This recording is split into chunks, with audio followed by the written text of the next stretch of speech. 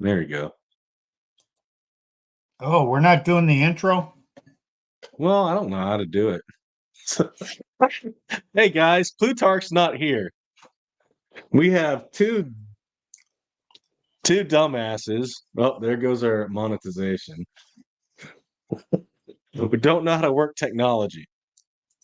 So Plutarch's not here with us this week. So you got Steve Sandman and I, Nick, our Christianity Unplugged.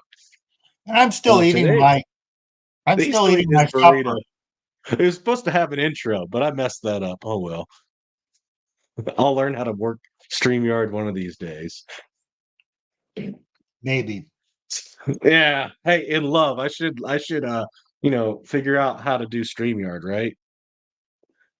For the sake of not only myself, but Steve and Plutarch and the rest of y'all. Oh yeah, that's the topic tonight, Steve, isn't it? What is love? What is love? I suck at singing, baby. Don't hurt me. Don't hurt me. No Yeah. more. I don't think people Dang. know what love is. Hell no.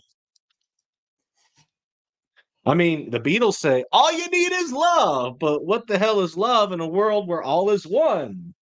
Where love and hate, with no heaven above us, no hell below us, are all the same. Love and offing another has the same moral value if all is one. What is love? I think the default position is love is sexual desire. Well, it kind of talks about that song. It's like love is all about hate, baby. But then the man ends up getting hurt, huh? Don't hurt me. Don't hurt me. No more. I don't know. It doesn't seem very happy, does it? No, Dang, is that kind of why the red pill exists? maybe. Because, if love is only sexual desire, it's easy to fall out of love because you can lose sexual desire for a person. Oh, so if you lose genuine burning desire, there's no longer love. Yeah. Well, Ooh, ooh, ooh. I think that's what the secular people believe. Well, what is love? If all is, just chemical, atoms fizzing, reacting at a certain speed and, velocity and temperature, doing what chemicals and atoms do, right? What is love? It's absurd. Well, yeah, that's the problem. Now, you and I talked last night. You called me up and said you just wanted to talk about our stream and figure, get some feedback and whatnot. And I said, among other things, okay, this is maybe the red pill side of me, but the topic tonight is not red pill. But my observation is that women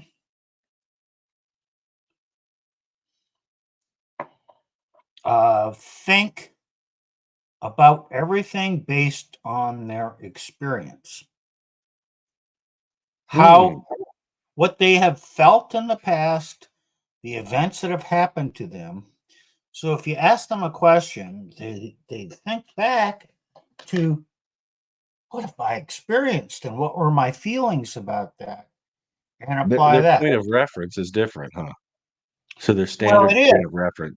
Yeah. Yes. So if you ask a woman what is love and a man what is love, you're going to potentially get some different answers. Because a woman is going to judge it based on what she's experienced. But men sometimes are not totally different from women. If a man has not thought about it and actually studied it and thought about, okay, what is love conceptually in the abstract, he's not going to be able to define it either, because he might just fall back on, well, I've experienced love back when I was in my late teens. I was in love with this woman or this girl when we were in high school, and oh Oh yeah, man, okay, still he's still kind of going by the same thing. Experience. Is love man. something? I remember in high school. I remember all of a sudden realizing girls thought I was kind of cute. I kind of finally figured it out. It had been happening for years, but I was clueless. I didn't. I was clueless, right?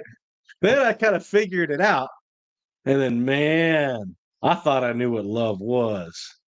How a woman feels. Just the touch. They feel different than men, and the softness, the warmth, when they kiss you. I mean, whoo, Well, yeah, and you know what?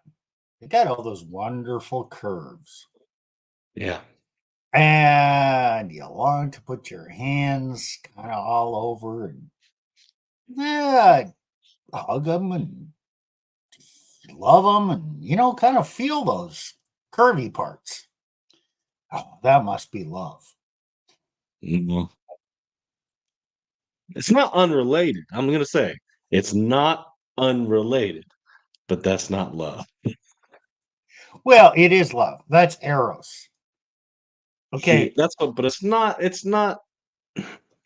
It's not the love that's to be ultimately cultivated. That's kind of like it's a good love in a certain context, but by itself, it will falter. Hey, that's desire, right? Right. See, that's the Sexual? genuine burning desire, right? Yes, sex desire, and it's sexual desire, of course. And it's related to love. Hmm. There's nothing wrong with sexual desire because you need it. That's like the fuel that brings a man and a woman together to meet Yeah. and experience that. And that's the I mean, you see that desire in Genesis chapter 2. You see it in scripture, a desire for a woman. It's not necessarily a bad thing in the proper context in lawful relations. well, we're supposed to be fruitful and multiply. Right. Right. Isn't that really the desire or fulfillment of our intended how we were created? Why can't Okay. it be Oh, both? well, it is. Okay. Yeah. We were created in the image and likeness of God, man and woman, right? Right. Right. And God is the creator, right? Absolutely. And, and so, how are we in that likeness? Oh, we love to procreate. Isn't that a reflection of God? I mean, angels cannot procreate. They They cannot. don't have that blessing that they can't do that function. We can. Yeah, we So, reflect God in our procreation. It's not yes, it's not it's not creation ex nihilo like God does, but it's still a reflection of that creative nature. right.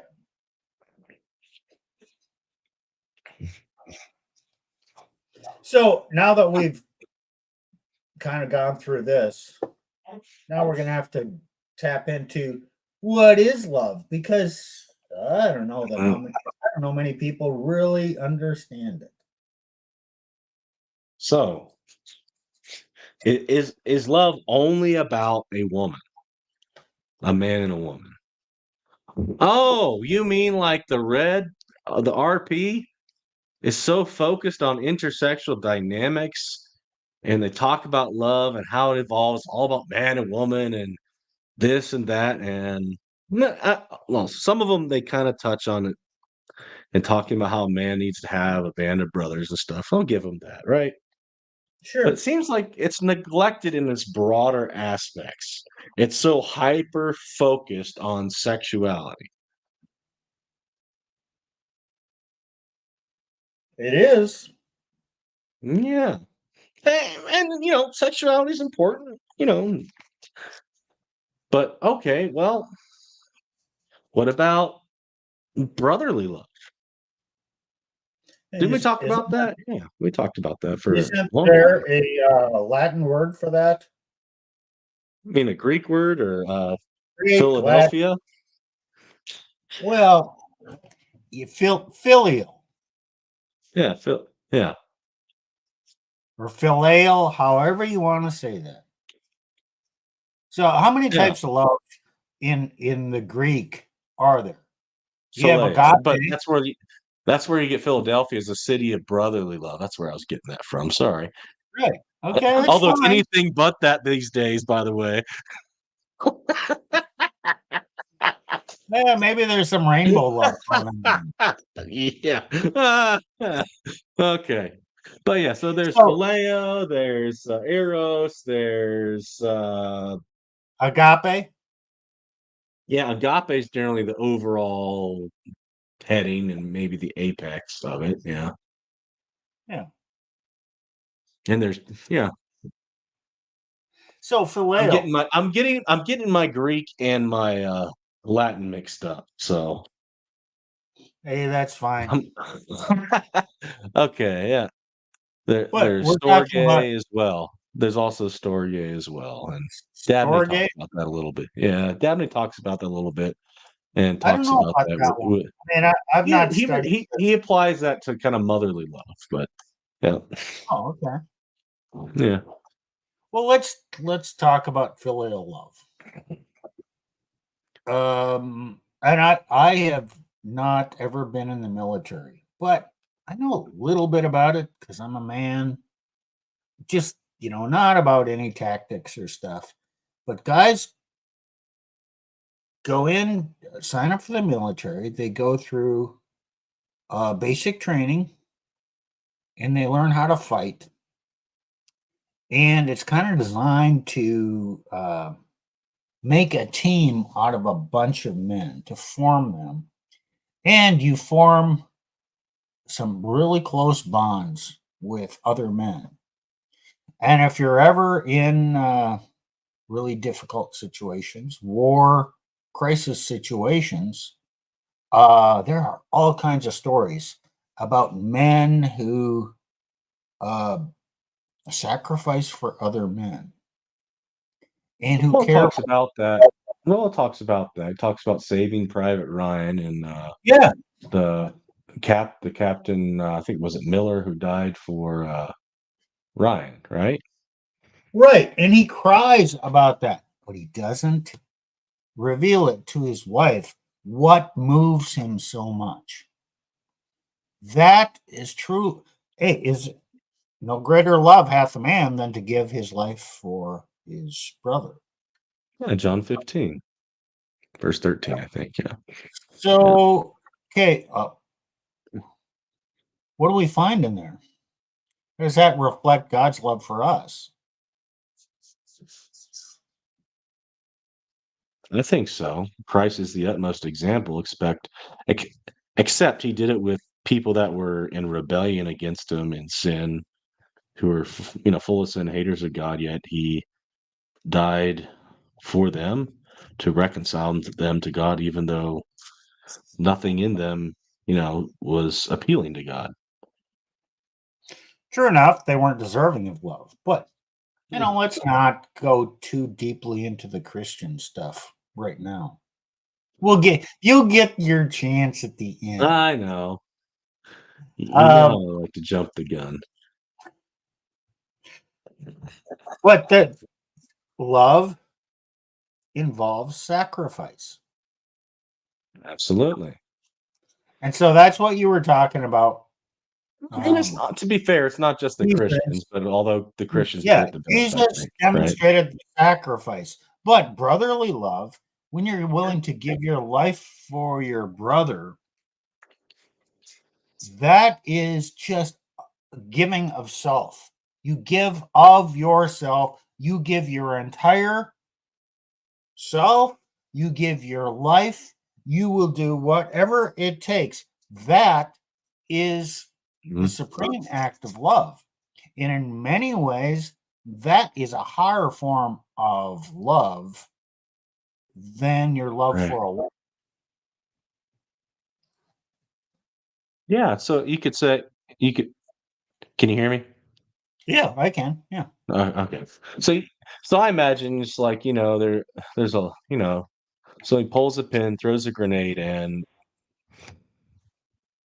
you're in the midst of it. And we've all heard of the man that'll lay himself over the grenade, right? Right. Yeah. Yeah. He sacrificed himself so that your unit, your band of brothers would live. And yeah, that's a great sacrifice. That is love. That's duty. That's love. That's phileo. And you can also extrapolate that, not just love for, you know, in the military, but love for your actual brothers, right? In your family, right? Right. Or a Well, friend. They call you up. Somebody says, "Hey, I got a problem." And if you're a true friend, you're gonna, even if it costs you money, you might lose a day or a week of work. You're gonna leave what you're doing because you are loyal to that person. That you have respect for that person. You're loyal to that person. There's a mutual respect and loyalty, and you're gonna sacrifice that time or money, whatever it is, to go help out your brother. You're gonna drop it all to go help your brother, your friend. well, and if your buddy gets in financial difficulty, what what do? If you really love him, you send him some money. You do not loan him money. No, you just No, send him money and say, "Hey, here's what I can do to help you out. You are not under any obligation to repay me." there you go. And that because you want him to be there for you in a similar situation. That's love. And life is unpredictable. Who knows, in God's providence, what's going to happen? You could have everything right, like Job, right? Job had, he was a good man and life came crumbling down upon him, right? You want a friend that'll be there for you and help you.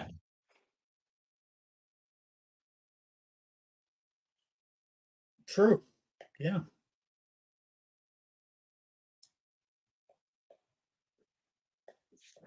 And so that's why I, I'm going to kind of go off a kind of a sort of prepared script in my mind and address this because I've been guilty of this and I've admitted to it. Is that guys can get so wrapped up in love for a woman, right? One-itis, as they call it in the RP, where it's like your soulmate. They got to be your best friend and everything.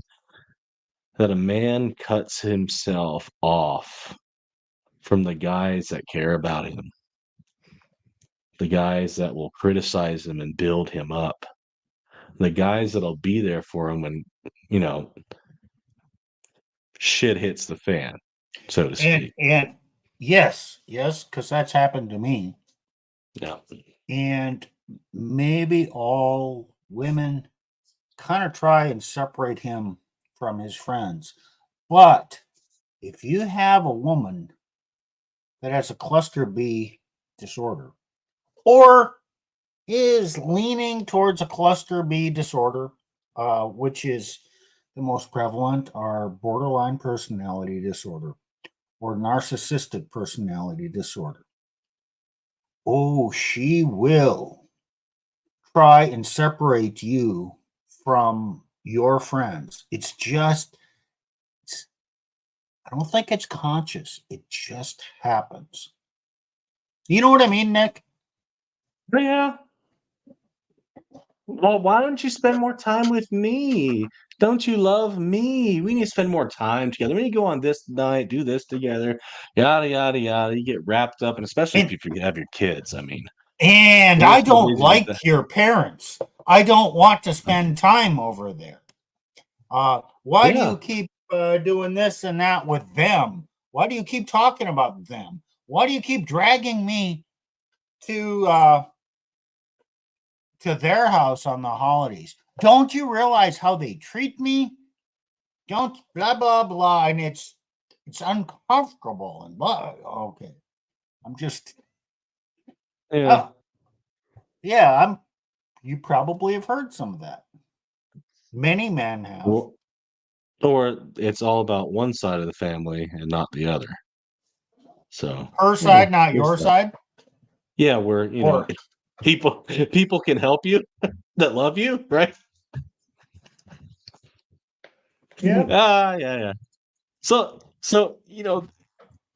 this is part of the problem that we're talking about. We don't really understand love and all of its ramifications, its distinctions. We're so hyper focused on this pleasure, this genuine burning desire, this eros.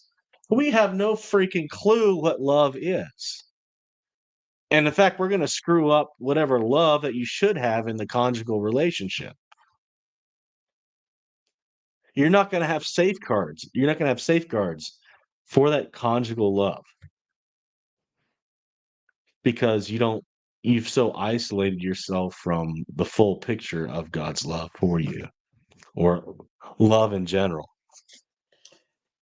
Yeah, I think it's true of both men and women. Unless you actually spend some time thinking about love and studying it and what it means, either from a biblical perspective or going back into some of the philosophers, the Greek ones. And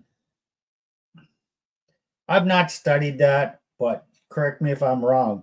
A lot of philosophy and philosophers have dealt with this issue, this question: what is love? Oh yeah.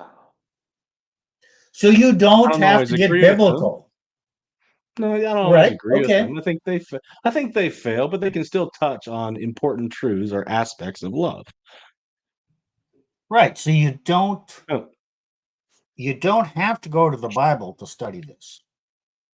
You should. no, but you Maybe should. that's the complete view, Right. but you can actually study this. What is love from a completely secular uh, philosophy stance as well. And you know why? This will really dig them. There we go. That's because you're made in the image of God who is love. So mankind images love to one another. That's true, but just because you can experience it and you know it doesn't mean you can describe it. Yeah. I know love when I feel it, but I can't tell you what the definition is. Oh, so is love just feeling, Steve? Is it just chemical reactions going off and fizzing or doing whatever that molecules or atoms do at a certain given time, speed, What? Well, velocity, your temperature, etc. question Yeah. is love like cocaine? Ooh. Because okay, uh, when you meet a woman, and we've all done this. Nick and I talked about this last night. For the first 6 months, uh, man, you can't do anything except think about her. And they're not always the most pure thoughts. It's some intense burning desire. Oh, come on. Let's be honest. They're not. I am being honest. Okay, They're not and the most you pure know what? thoughts. Do you know what that's? You know what the chemical is? Dopamine. Yeah. Dopamine. You are not thinking clearly. You have zero ability to think clearly. You are just focused on her, and she is on you. And that is, Yep. in fact, that's infatuation. During Oh, that obsession, infatuation infatuation. state, Yeah. yes, but you cannot do. Okay, here's my advice. Do not say you love a woman, and a woman should not say she loves you for the first 6 months while you're Oh, on this dopamine kick, oh, because you are not thinking clearly. And so love is like cocaine. If that's love, cocaine, I've never I've never had done it. cocaine, No. but supposedly cocaine Yeah. gives you that same dopamine.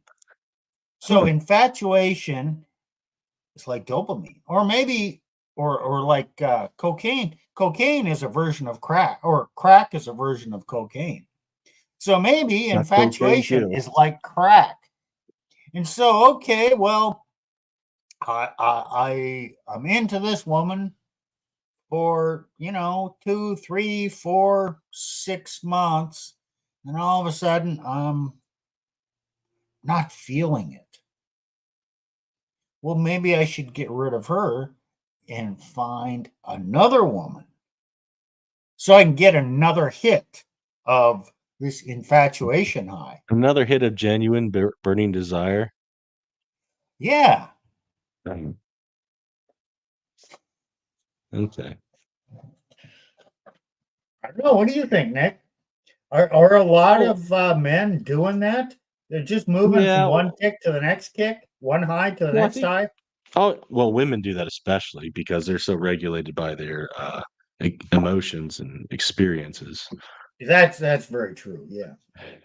and that's what they're led to expect, especially in all their literature and their version of pornography. Which, even though they're actually doing more like video pornography now than they used to, but used to be like the romantic books and stuff. But yeah, men can do that too. Not that genuine burning desire is not something you can't try to keep cultivated in a relationship, but it's the irrational, it's the throw reason out the window.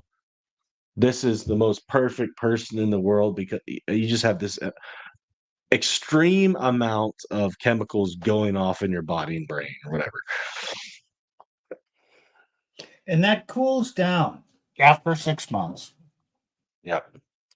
You start getting more rational. You can still have desire, Right. intense physical desire, but it's not 24/7 constant every waking moment. All of a sudden, you'll start thinking clearly. And then this component of filial, or the sacrifice, can come in there. And a love, an enduring love between a man and a woman, does involve mutual sacrifice. It's She also will kind of do things agape for there too. you, Yeah. and you will do things for her that you wouldn't otherwise do. True. So without that, it's kind of one way. I So mean, it's kind of using the other. If you're not okay, if you're sacrificing for them and they're not sacrificing for you, uh, that's use. oh yeah, Dabney calls that kind of like a mercenary love, of selfish love, getting what you want without a care for the other, which is actually not true benevolent love. And Um, I think I've heard that talked about. Well, I know I've heard it talked about by other people. That's transactional love. yeah, Because people, you've heard them talk about that, right? well, phileo love, in a sense, it's not purely mercantilism, but you each have a esteem for one another.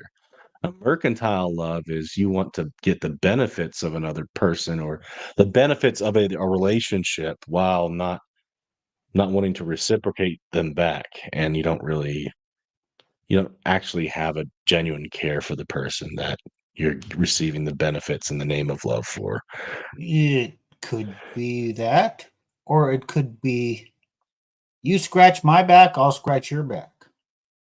That's still transactional. As long as I'm getting something from this, I will love you. As soon as I'm Oh, not getting anything from this, I don't have to love you anymore. And then we can end it. that sounds like kind of what we talked about when Dabney predicted what happened with the women's rights movement. When you have two equal partners, right?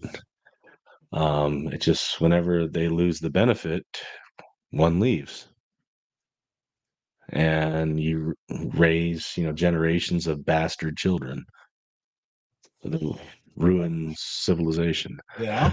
But yeah, so this kind of talks about we were talking about this and the importance of having love growing up in a family, right?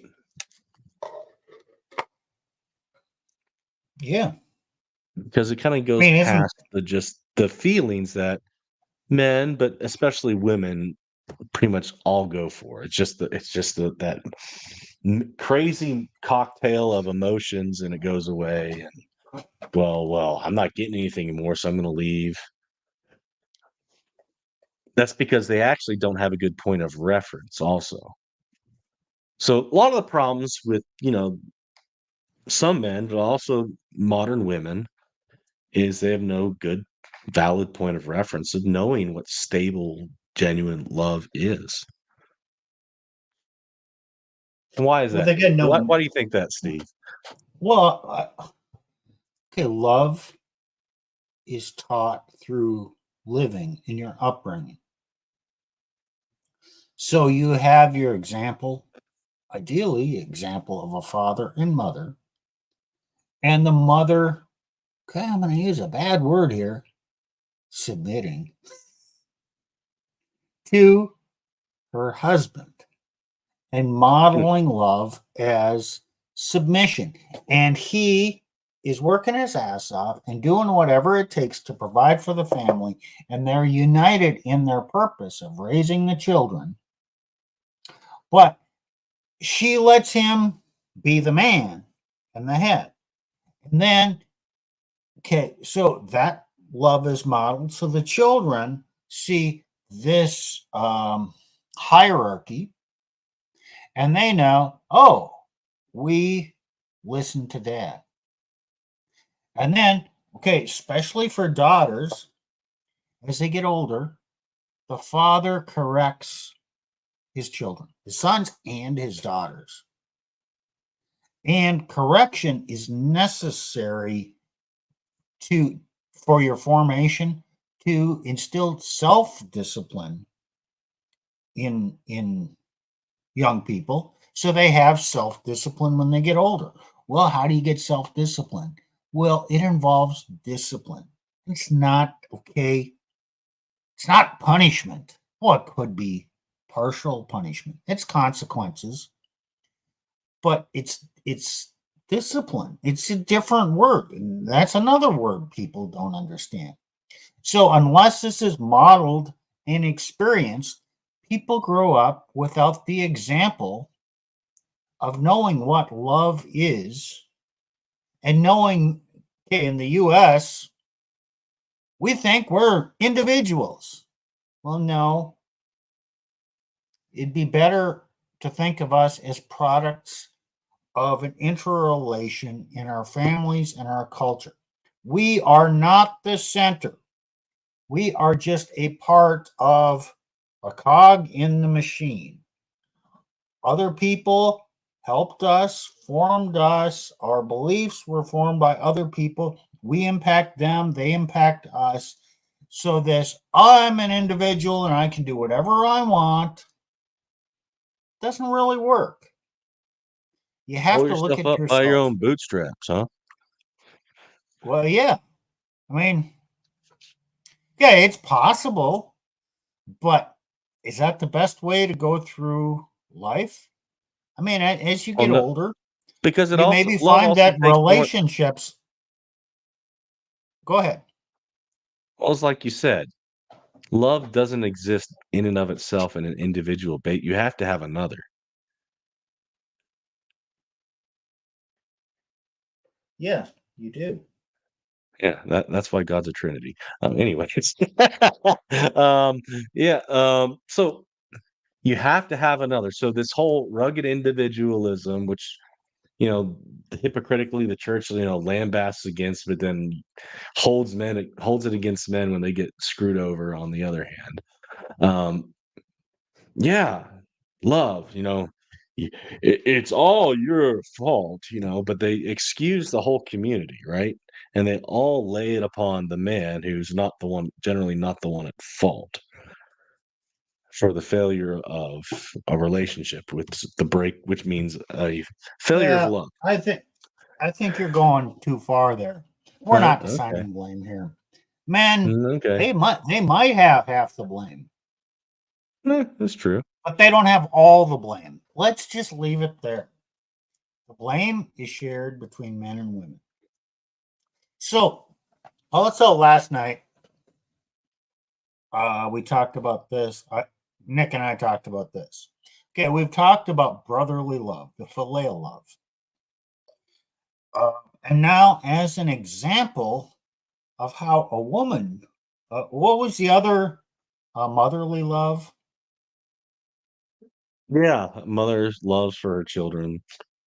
You Okay, can see it in nature with, generally, a mother, a mother hen for her chicks, and even like the okay. tigress for her kittens and all that stuff. So yeah, She's very perspective, Mama Bear.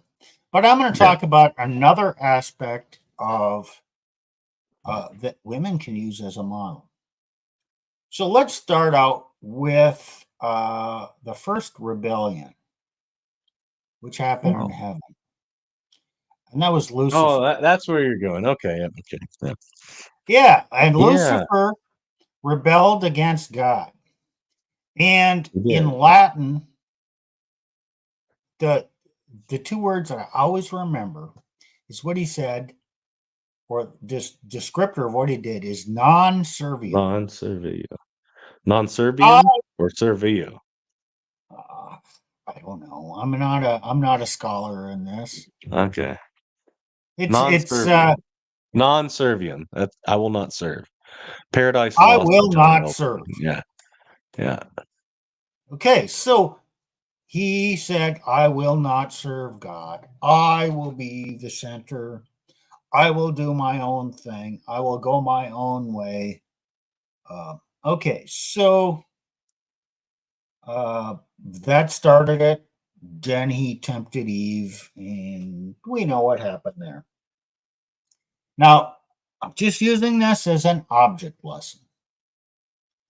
Okay, so the first woman, Eve, was how sin entered the world. The second Eve, which the church, okay, the Catholic Church, and I'm not sure how much Protestants still believe this, I would but it say we was would say actually we would say Mary's the second Eve. Yeah, in a okay. sense, sure. So Yeah. how did salvation come to the world? Through the second Eve. What did the second Eve say? Okay, the Latin word is fiat. Let it be. With fiat, we have a fiat money system. Let it be. It's money because Yep. somebody said it's money. So Mary said, let it be done unto me according to thy will. That's an act of Mhm. submission, an act of love for God. And she said that Mhm. knowing that she would suffer Ridiculed. and Yeah. bear the Savior, and if that set on a course of events. And when she saw her son die on the cross, uh, that pain was immense. And okay, you think, oh, maybe she didn't know. There's all kinds of prefigurement. What did the wise men bring? the gifts. Frankincense and myrrh, right? Gold, frankincense, and myrrh. Yeah. Okay, well, what do they anoint a dead body with? I think it's frankincense. So that I was know a they anoint them with prefigurement. something. I don't know if it's some sort of But okay, perfume. so the point is, I think, okay, I'm not Yeah, proving this, but she had foreknowledge and maybe was informed by Gabriel that maybe, this would happen. Okay, but maybe. whatever. I just want to draw the distinction between Lucifer saying, I will not serve, and Hmm. Mary saying, let it be done unto me according to thy will. Ooh, So that was that's an a good act of woman. love. That's a That's a very good good woman. one. Yeah, And so, and you know what? Mary was the most favored woman yeah. that has ever She got lived. to bear the divine son. But who did Mary listen to?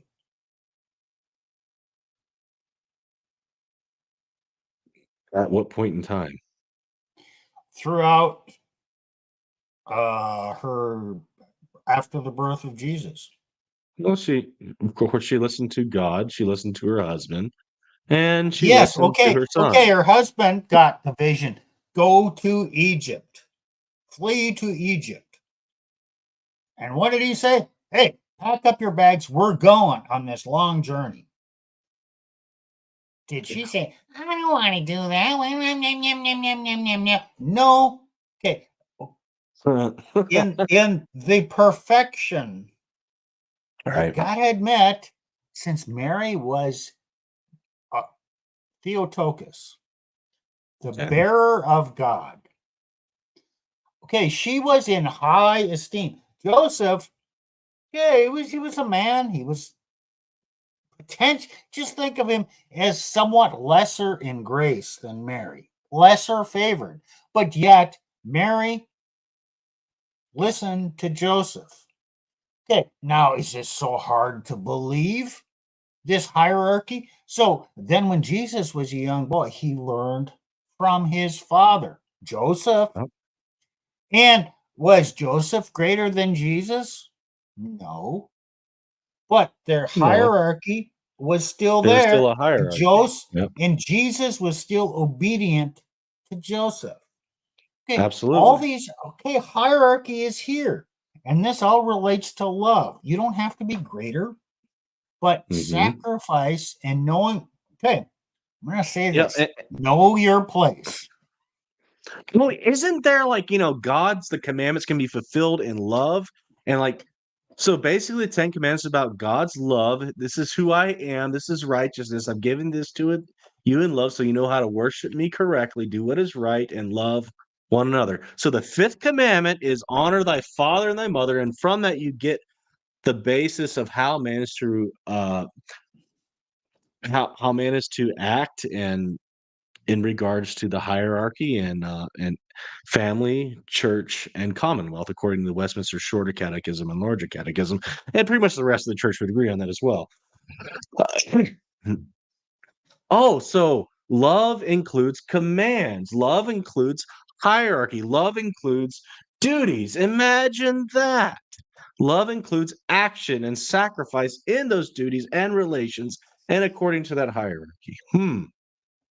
So, what's in the marriage vows? What do you vow? Oh, well, man, to provide basically, man talks about loving his wife and, all the Okay, duties you say yeah. okay jointly for richer for I gotta look poorer, up I gotta find my for better directory or whatever, or for worse. better for worse until death do us part. Yeah, and she Yeah, pledges her that obedience. pretty much covers it. And I think traditionally, the woman promises Obedience. uh, respect and obey. Yep. And the man That's true. the man does in traditional man never promises to obey. Hell no. He to obey his wife. It's different. Now that's been watered down in the last 100 years. He No, promises no. to love There's and actually respect. one. There's one exception to obeying your wife. Oh, okay. What is it? Um, so everybody talks about mutual submission, right? There's one area that the Bible makes that clear. That's in the sexual act. How so? um, she has claim over the man, and he has claim over Oh her. yeah, Yeah, yeah. that's true. And I'm not making that up. Other, people like 400 years ago talked about that and stuff. So, yeah.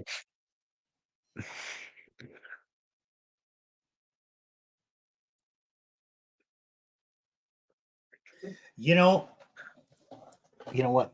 Also, that's called What's that called? the marital debt. Oh, Have you heard of that?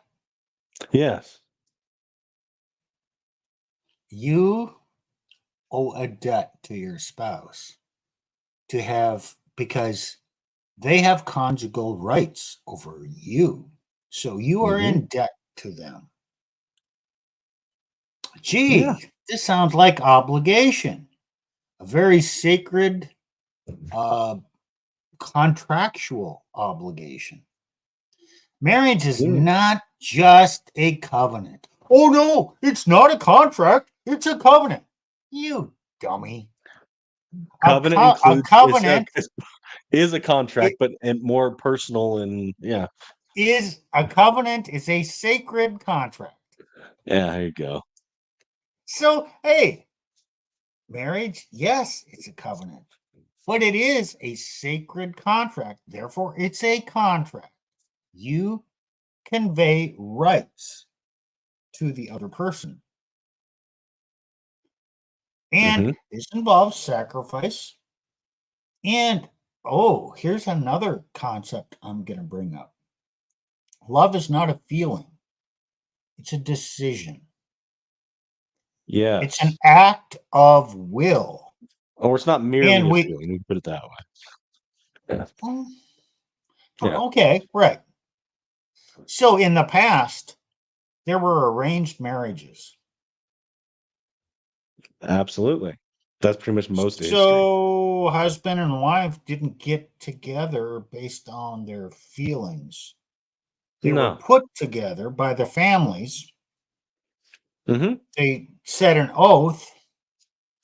They probably didn't have feelings of love, Well, but sometimes does they that did. mean Sometimes they had time to, test out the waters as an engagement, see if they could be properly yoked together. And generally it worked out, you know. well, right. That's where I'm going.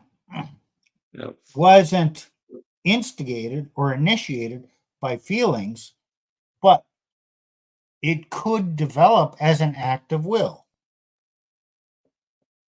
a decision.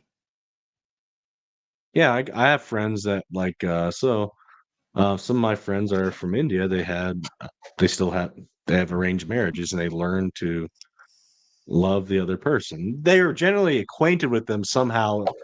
It's not always the case, but a lot of them were acquainted with them growing up, so they knew who they were. They were kind of friends, when they're children, and they knew each other. The families knew each other.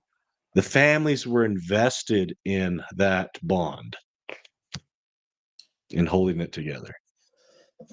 Right.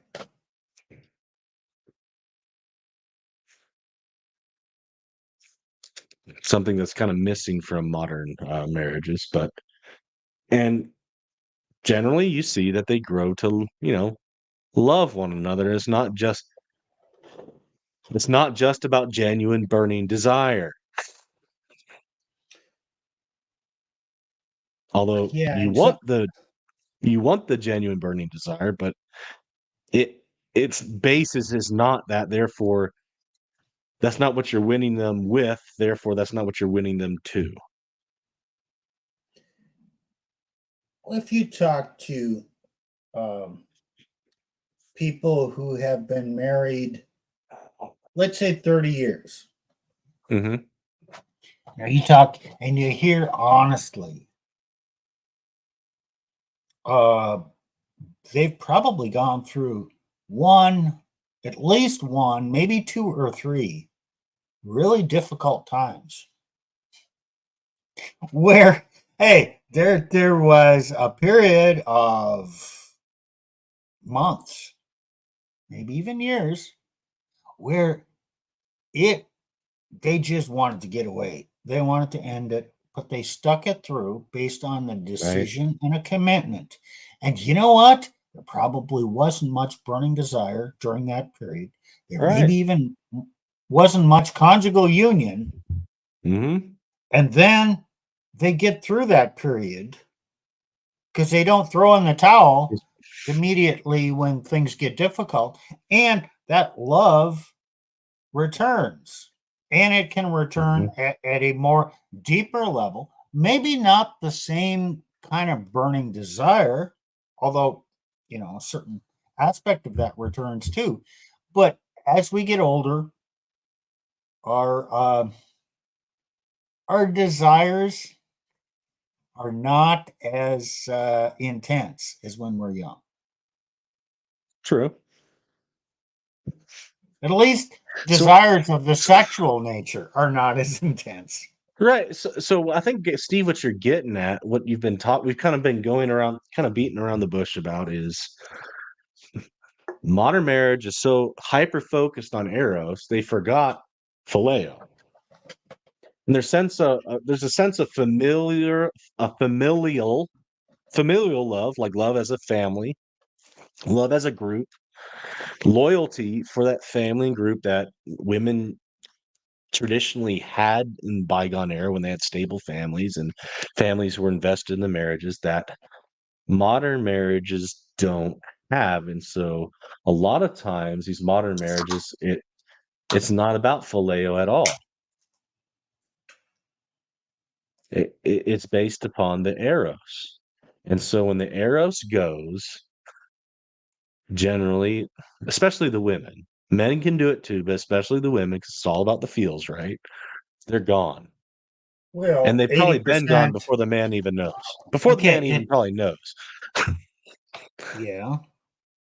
Well, let's just say 80% of the time, when the love is gone, the woman triggers the divorce. 20% of Yeah. the time, the man does. When the Okay, let's love is just gone. use that as kind of a template That's not as even to phileo. That's backstabbing. That is Judas like abomination. That's not love at Nick. all. Nick, how do you really feel? Oh, they're effing C words, you know? They should all rot and burn. I'm sorry.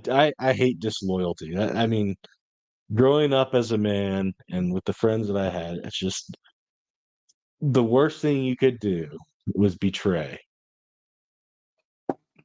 and abandon those that you love and are loyal to. Maybe that's why God had the capital punishment for adultery. Just saying. Yeah, I think we should change the subject here. Not that I disagree, but we don't need to No, go he down did. that In the path. Old Testament, he had the capital punishment. Yes, It's in the Bible. yes, Yeah. yes, Yeah. he did. But let's try You're and putting the coin in the machine and winding me up, Steve. I know. hey, it's a hobby. Oh, it's fun. It's I know pretty it's what you're pretty doing. predictable. Oh, I know. I don't mind. I'm pleased to deliver. Oh, yeah. And Nick and I do have brotherly love for each other.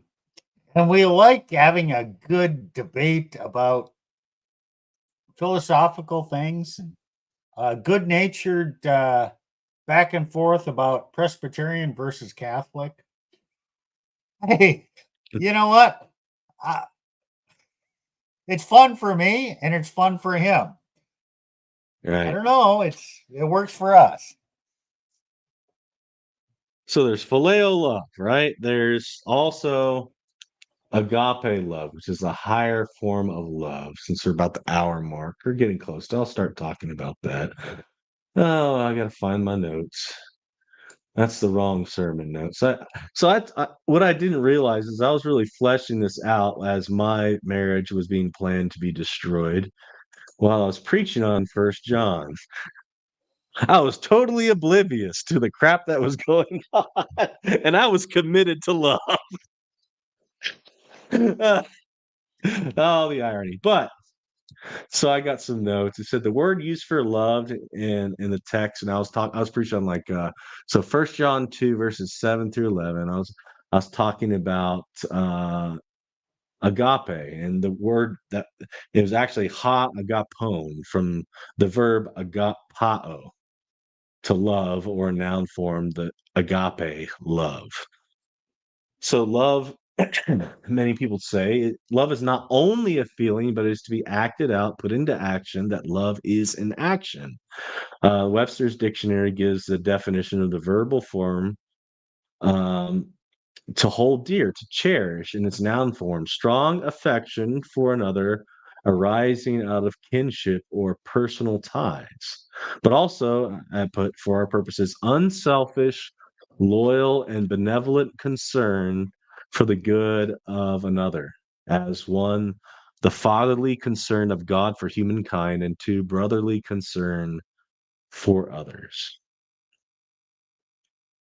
And this is the type of love that God commands. And so, yeah, the red pill might Yeah. say, don't expect a woman to love how you idealize love. Okay, that's fine from a data standpoint. They're basically pieces of crap. Okay, I get it. Modern women are pieces of crap that don't know the Bible and are not good Christians. May they rot and burn in hell or repent. So, I mean, when you find that pearl of great price, you're going to sell Huh? everything Yeah. when you find that exceptional woman. So Yeah. theoretically, yeah, they can exist. But okay, Nick kind of went on a little rant there. Oh, yeah. But here's what I'm gonna say: a man, men, and women think differently. So a man's understanding of love is going to be different than a woman's understanding of love. She will never understand love in the same way a man understands love. It's just not going to happen. Their brains operate completely differently. So do not expect a woman to love you the way you love her. Oh, It's man. different. Man, but Jesus says in John 15, this is my commandment, that you love one another as I have loved you. Greater love has no one than this, than to lay down one's life for his friends. These things I command you, that you love one another. Okay, well, So you're saying don't expect them to be biblical. I'm saying he was talking to men and women.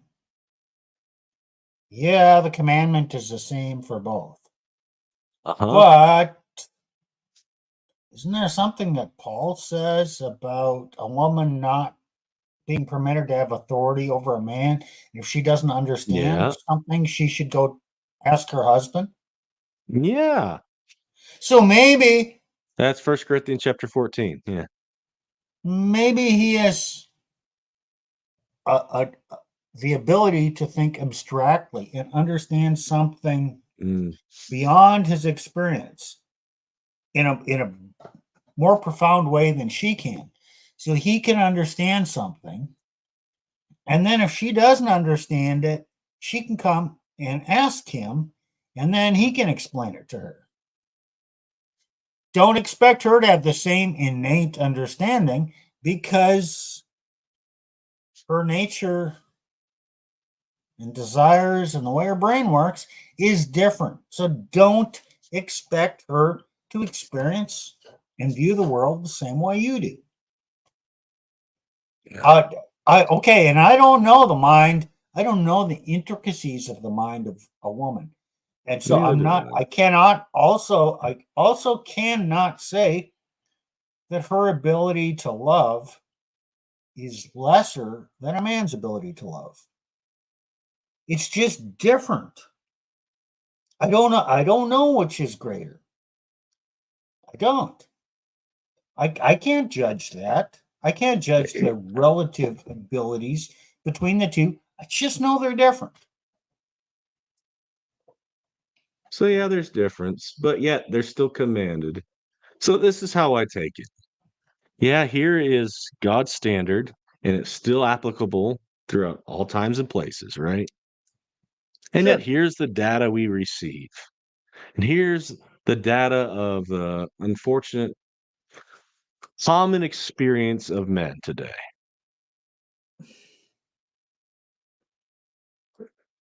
Should we just excuse women? No, they have agency. They are responsible for their betrayal. They're responsible for their disloyalty. But yet, be a man of knowledge. Observe.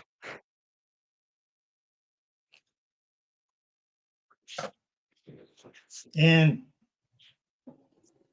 okay, now in this, let's talk about the red pill a little bit. Okay. Just like the stages. Not really red pill philosophy, but they talk about red pill rage Mm-hmm. when you're betrayed. It's the anger that comes from betrayal. Yeah, okay, it's called red pill rage. But that's just a natural thing that has a label in the red pill.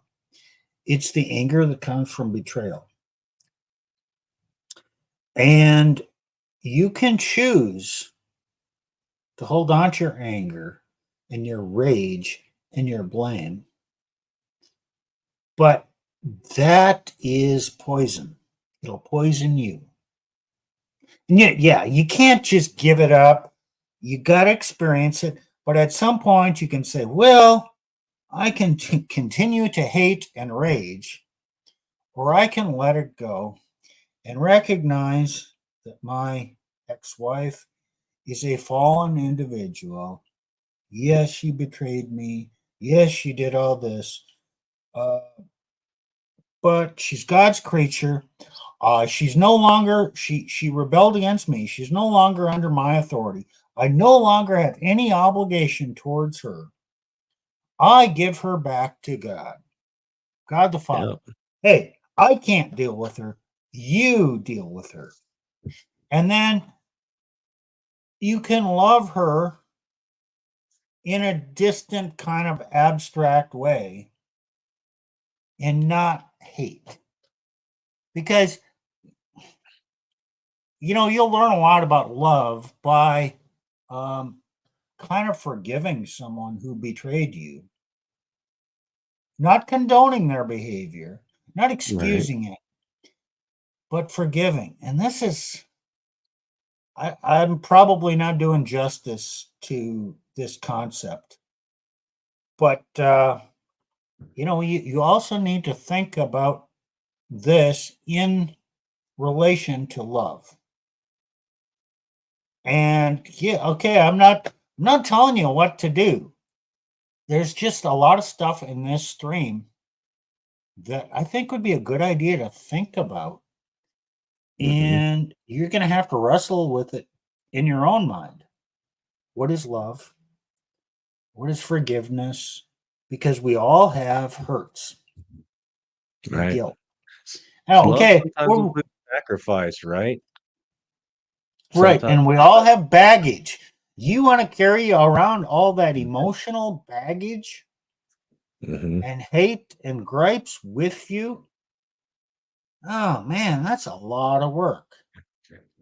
And in order to get rid of that, It's going to probably take some repentance, but it's also going to take an understanding of love to let go of some of that stuff. Right. Because isn't what here's from a Christian's perspective, every sin is what? Rebellion. So Rebellion, so yeah. so isn't that a sense of disloyalty, betrayal, Yes. dishonoring your king?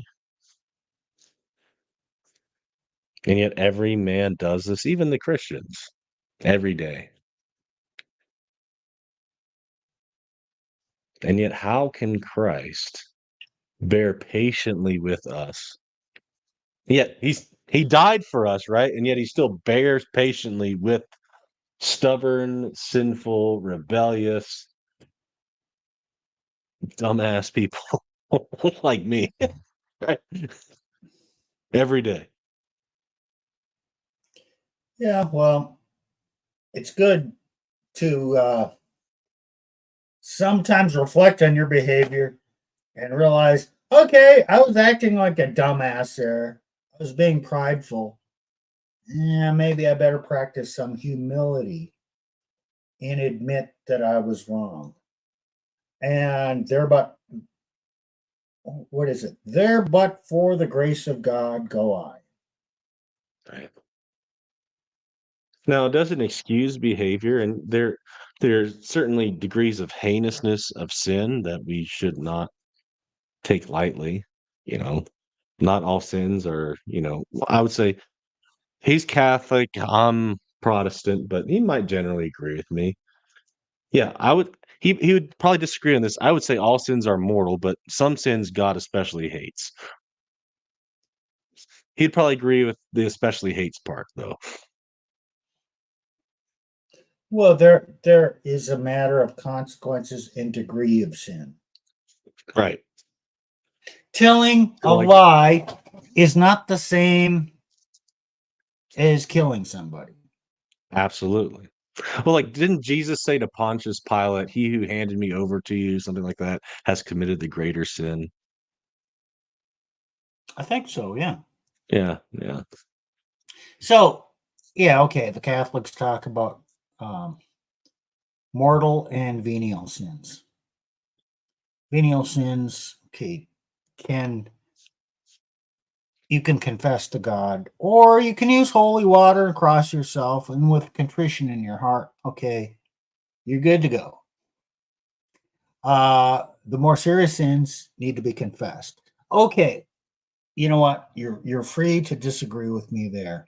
I don't care. My point is that there are greater and lesser, and the way you deal with them is uh, for the greater sins probably needs a bigger act of repentance and contrition, Mhm.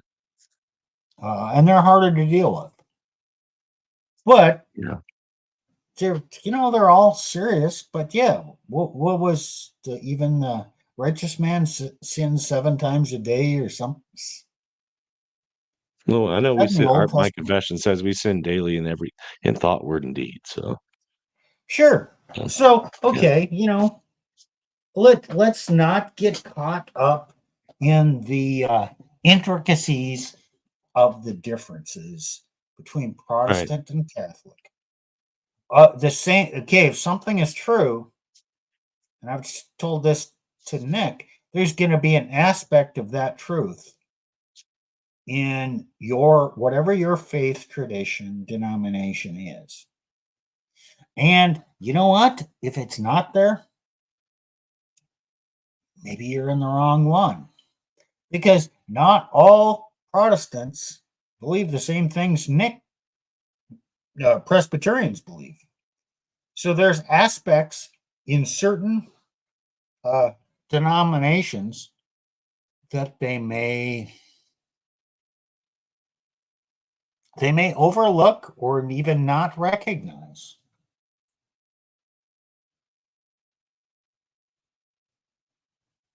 And in the more modern, yeah, for example, and this is something I thought about years ago. the theology of suffering, the meaning of suffering, the redemptive quality of suffering, the necessity of suffering. Good. Nick brought up Job already. That's in the Old Testament.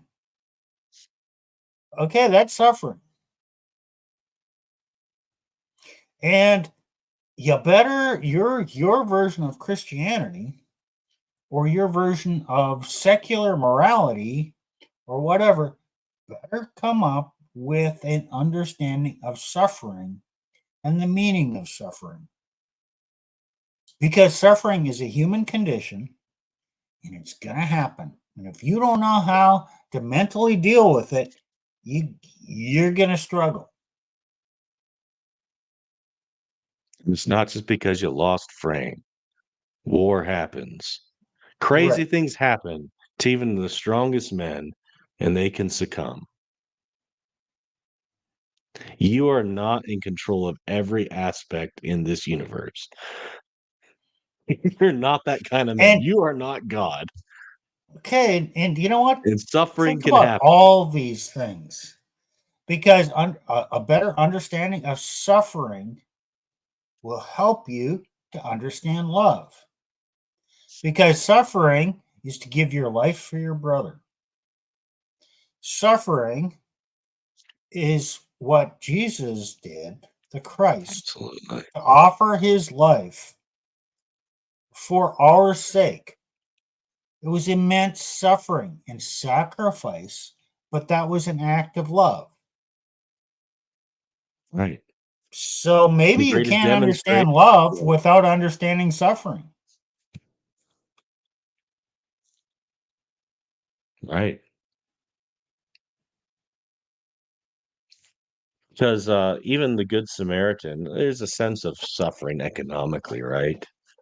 Perhaps in the eyes of his peers, right? This guy is a Samaritan. Jews had no dealings with Samaritans. And this guy put him, this guy, if I recall correctly, right? He put this guy up at cost to himself to heal him, right? Okay, it was bigger than that because the guy he helped was a Jew. And Right. Samaritans were half, I think they were Half half breeds. breeds. Half breeds. And the Jews had disdain for the Samaritans. Right. They There's a would sense of cross the street not to talk to them, not to talk to them. Uh, yeah, they'd almost spit upon them. They had Mhm. complete disdain. So this guy, this Samaritan, sees a Jew Yeah. The Levite passed him who's by. been, yes, the holy man passed him by, but this guy who had been discriminated against went and gave of himself because he loved love of another person. Did he expect to be repaid when he did that? No. He just did it. It's an act of love. And was that love deserved? No. No, he just did it. Okay, so there's a sense of obligation, and that means you can extend love to someone who does not love you. You can just be a good person and do it for, well, for your own well-being. Maybe, well, you will be rewarded in heaven, but are you doing it for that reason? No, you're not. Let's be honest. Oh, gee, I'm going to go out and look for someone who I can help because God's going to reward me. I, I don't do that, but I am willing to help somebody when I can. I don't think about my eternal reward at the time I'm doing it, though. That's not my motivation. I'm not doing it for the sake of good works. Just doing it because, okay, Oh. I'd want someone else to do that for me if I needed help. So, in one of my sermon notes I did shortly before I got zeroed out was on 1 John 4. I said, love fulfills the law and does not break it. It does not perform man stealing, killing, lies, covetousness, dishonor, and adulterous behavior. Love honors God, fears God, obeys God, and therefore should overflow into and carry into loving one's neighbor, their brother, even as exemplified in that story, the Good Samaritan and his good towards the man of Israel.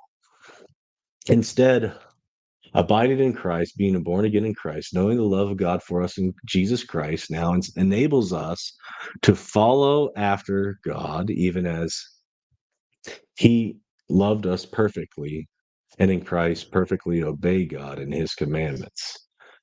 We are able to love and be spent for our brethren, and not just brethren, but for the people that you care about in your life, for the people that God in his providence or people you encounter in your life and your spouse. And again, love does not mean approving of wrongdoing, but actually it means being an approver of what is good.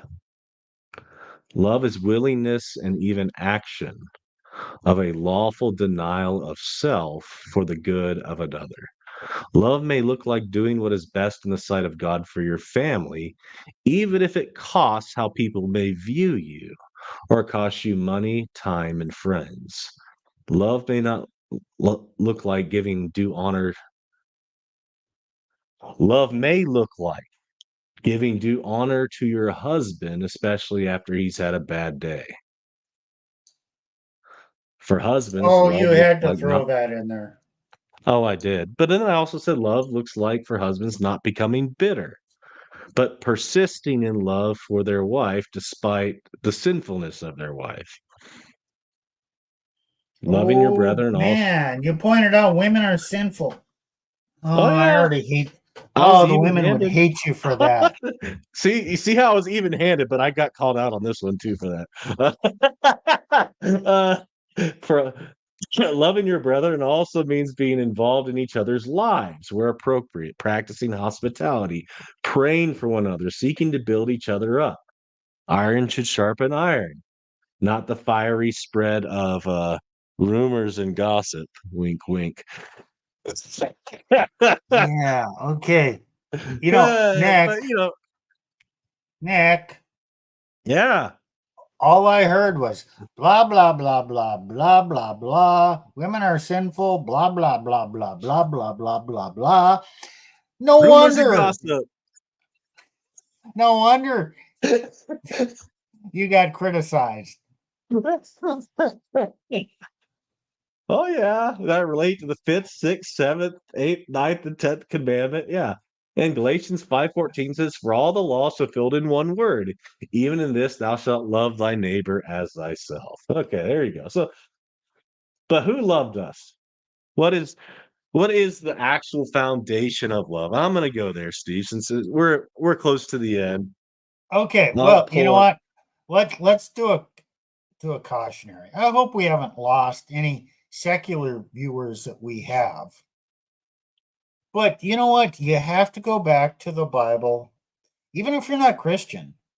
Use the lessons from the Bible because it has a lot of wisdom. It's up to you to whether to choose to believe and become a Christian.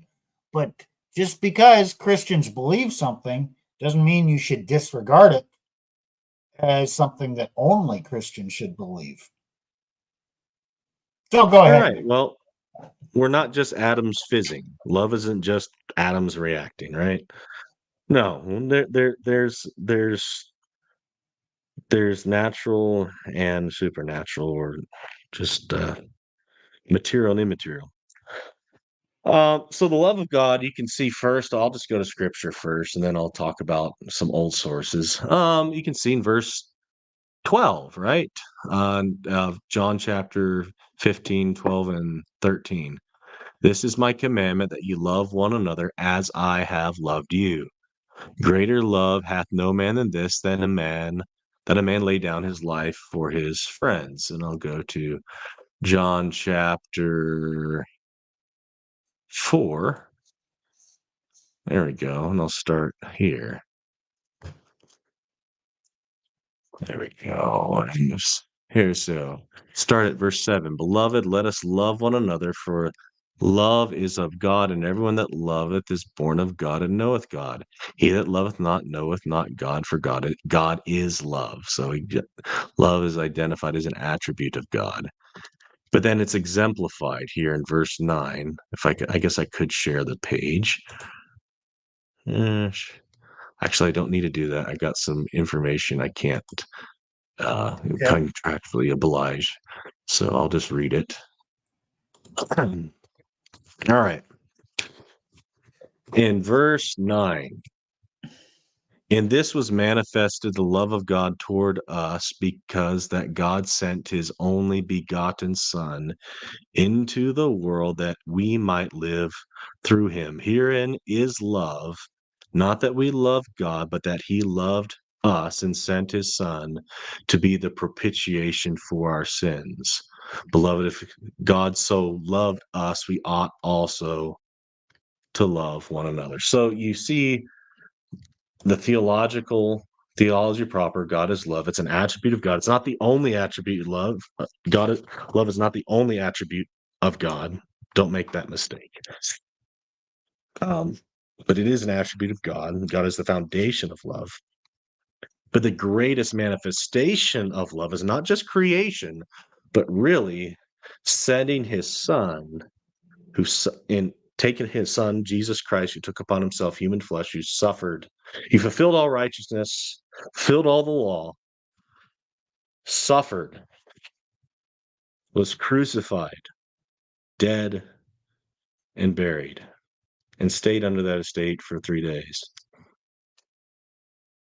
Yeah, you're getting all religious on our audience here. Yeah, I am. But the funny thing is, we talked about this right at the beginning of the stream.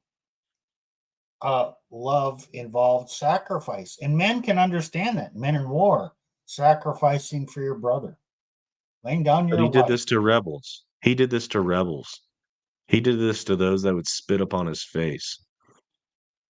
Yes, and so it's a greater love. I agree, but my point is these concepts are not only or merely Christian. No, you can see You know they're true. reflections of it. Yeah. You know they're true, and so Christian, you can't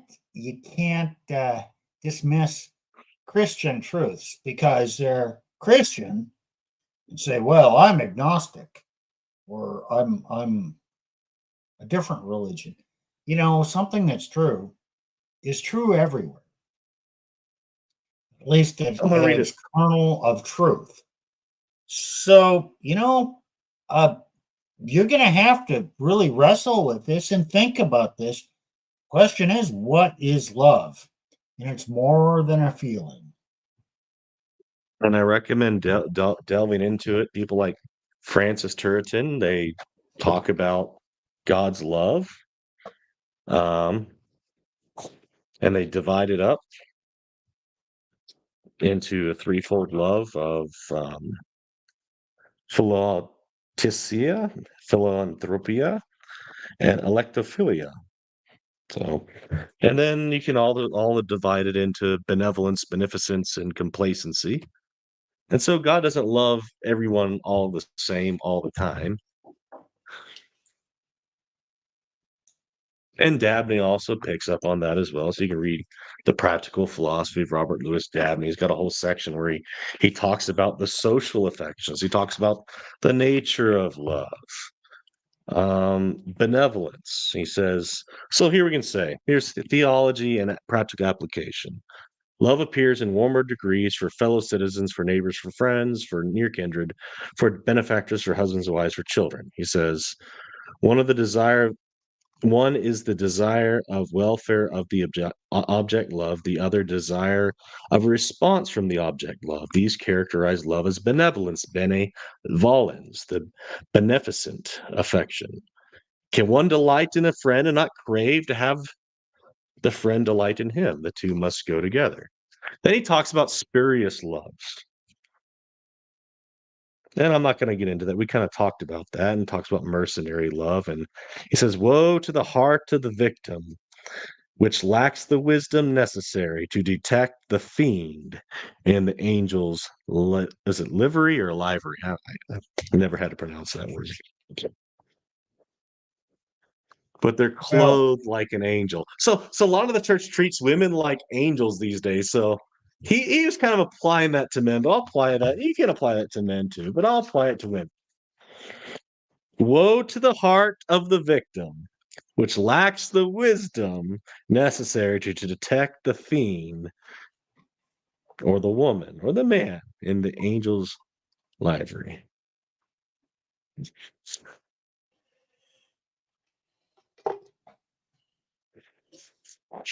well, are you ready to And call it an end?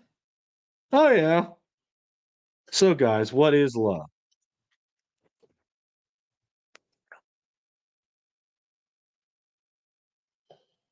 Well, I think we Love. talked about this. I can tell you one thing to our audience. Nick loves preaching. And now that he's not a pastor, he doesn't have an outlet to do preaching and to do sermons. And so he gets this opportunity today, and you get him fired up, and it brings back these preaching memories, and he gets on a roll, and I love it. Well, I mean, okay, Nick was God made Nick this way with this passion for teaching. Preaching is just another word for teaching. And I guess you could say I'm a bit of a preacher too, because I want to get these topics out and challenge people. Preaching in a sermon or a homily is nothing more than challenging people to think. well, That's guys, what we're doing here. knowledge would be incomplete without the chief of the sciences, which is theology. I believe in universal harmony of knowledge, as Steve does. Hence, they had the what we don't have like the multiversity, right? Or the diversity, right? Diversity college. We have a university, which meant a unified sense of knowledge, a unified teaching of knowledge where knowledge was unified. So Steve and I kind of come from that similar understanding. So it trickles in because that's who we are. Yeah. All right. Any closing thoughts, anyone? I already said mine. All right, I said mine. Please like and subscribe to the Resurgence of Saturday. Elena got me thrown Oh, off. Okay. Please like and subscribe to the Resurgence of Sanity. And we also teach Elena on Saturdays. There you go. She put that up as I was trying to say sanity. There you go. yeah. But please like and subscribe. We're not necessarily the most popular podcast out there or YouTube channel, but we don't care. We enjoy it. And some interesting people Yeah. tend to listen. We actually get tens of views every week.